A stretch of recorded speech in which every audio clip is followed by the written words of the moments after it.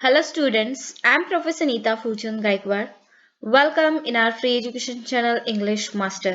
Students, आज का हमारा जो सब्जेक्ट है दैट इज जो आपका higher secondary of class 11 and 12 का आपको जो सिलेबस है, ठीक है। सो उसमें जो रिडक्शन हुआ है यानी कि नॉन इवैल्यूएशन जो पोर्शन है for the academic year 2020 and 21, this is for this year only. So I am going to tell you for class 11 and class 12 के लिए जो सिलेबस रिडक्शन हुआ है that is for the English subject only, and other particular subjects के लिए भी reduction हुआ है. सो आप अपने क्लास टीचर से वो जानकर वो सिलेबस में जितना भी पोर्शन नहीं है दिस ईयर वो आप स्किप कर सकते हो.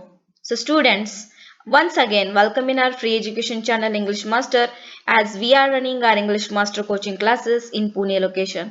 If you want to join our coaching classes for the online study, so then please let me know in the comment box.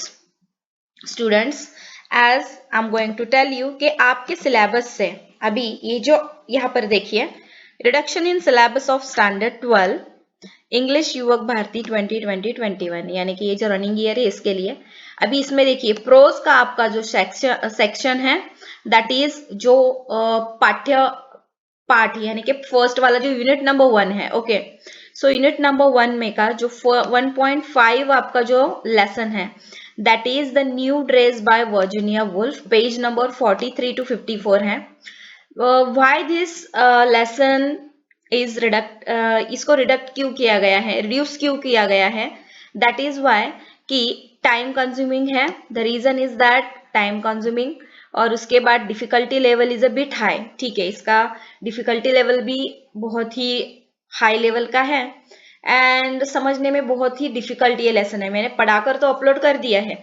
If you want to learn that story as a story only, so syllabus से तो उसका कुछ लेना देना नहीं है ये साल के लिए, बट अगर आपको वो स्टोरी पढ़नी है तो मैंने ऑलरेडी पढ़ाकर अपलोड कर दी है, आप पढ़ सकते हो. ठीक है, सो ये जो लेसन है ये हमारे सिलेबस से स्किप कर दिया गया है for this year.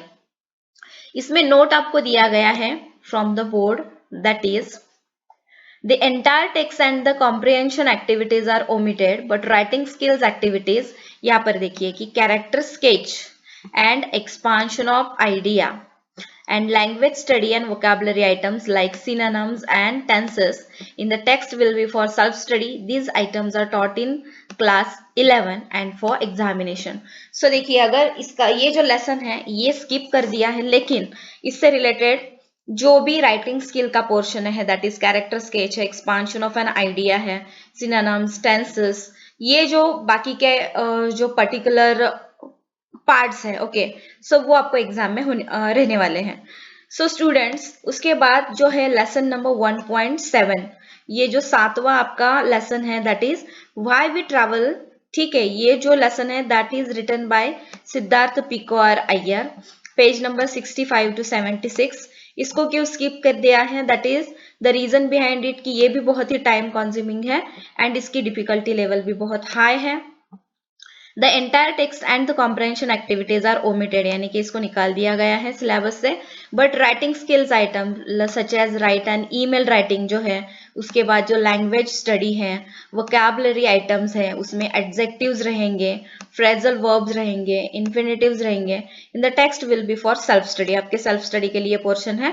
These items are taught in class 11 and for examination. Okay students, so एक बात ध्यान में रखनी है, मैंने ये दोनों भी लेसन पढ़ाकर ऑलरेडी अपलोड कर दिए हैं. अगर आपको एज अ स्टोरी कोई यानी कि आपको बहुत मन से लगता है कि no I want to know that lesson in deeply, मुझे जानना है कि क्या स्टोरी है, so I have already taught and uploaded this lesson. So please check the link of the playlist below in the description box, और सारे lectures आप वहां पर चेक कर सकते हो, यूनिट नंबर 1, 2, 3, 4. ओके, सो चलिए अभी ये जो आपका क्लास 12 है, ठीक है, 12वीं का आपका ये जो सेक्शन 2 है पोएट्री, इसमें क्या क्या रिड्यूस कर दिया है, that is the poem number 2.7 she walks in beauty by George Gordon Byron.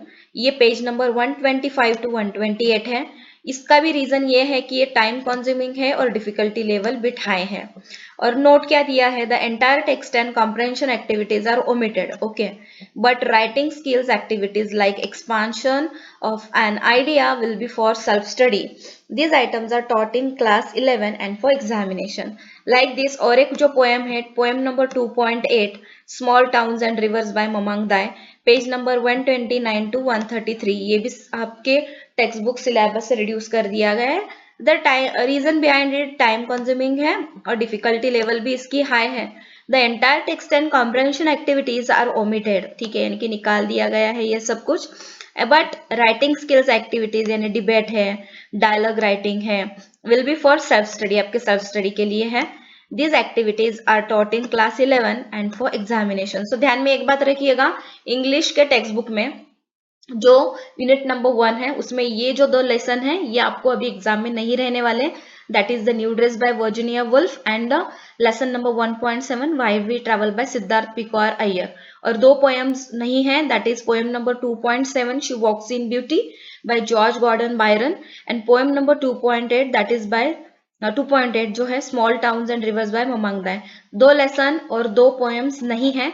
So you have only 6 lessons, okay, and 6 poems.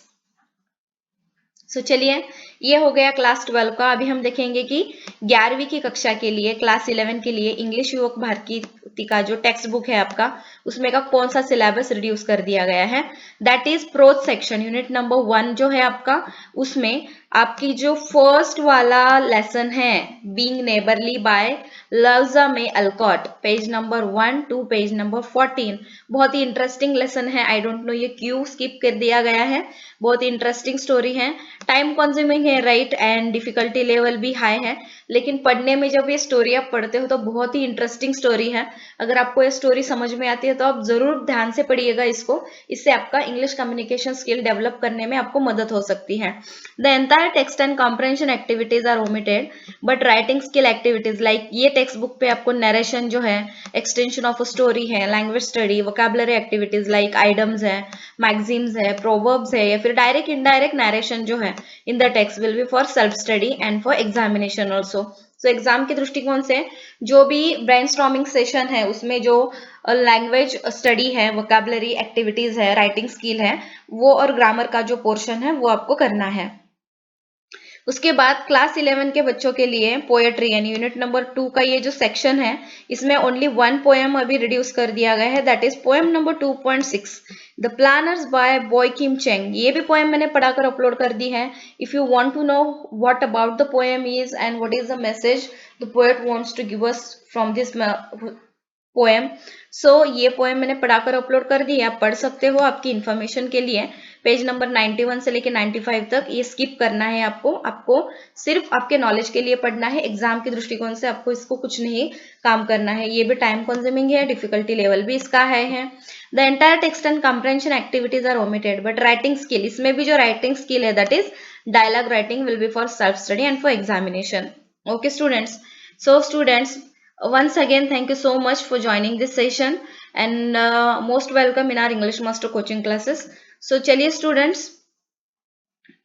हम नेक्स्ट पढ़ेंगे कि इंग्लिश युवक भारती का जो 3.6 है द आर्ट ऑफ कंपेयरिंग, ये मैं आपको जरूर पढ़ाऊंगी. सो तब तक के लिए take care of your self. Thank you so much and bye bye.